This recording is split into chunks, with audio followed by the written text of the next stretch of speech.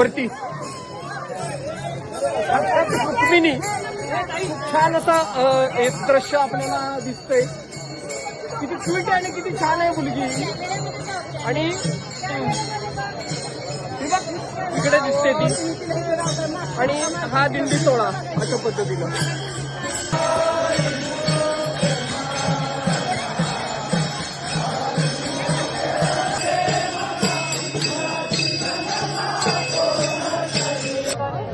छत्रपती शिवाजी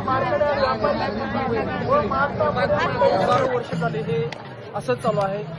कुठलाही वारकरी थकत नाही किंवा इथं कोणाला थकवा येत नाही. तल्लीन झालेला प्रत्येक व्यक्ती लाखोंच्या संख्येने आपल्याला इथं पाठीमागं दिसतो. ही अशी मांदियाळी आहे भक्तगणांची.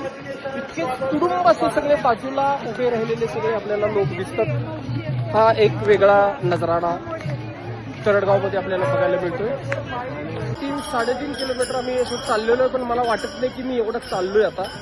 ही अशी शक्ती, अशी ऊर्जा इथं आहे. तिथं खूप म्हणजे हे तुम्ही बघता की सगळं पाठीमागं अलकाल भरलेलं आहे. सगळं तुडुंब असं दिसतंय आपल्याला. वरती ब्रिजवरती माणसं आहेत सगळीकडे. अगदी समोर माऊलींचा रथ आहे, त्याच्या पुढे 16-17 अशा ज्या मानाच्या हे आहेत दिंडी सोहळे आहेत ते सगळे पुढे आहेत. आणि याच्यातून आम्ही मार्गक्रम करत करत करत आता तरडगावमध्ये आलेलो आहे. खूप वेगळा अनुभव आहे हा.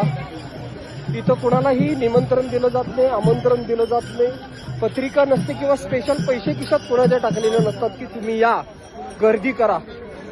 ही एवढी प्रचंड शक्ती ती परंपरेनुसार आपल्याला बघायला मिळते. असं चाल तुम्ही सगळीकडे कुठेही बघा सगळं अशा पद्धतीने आहे सगळं.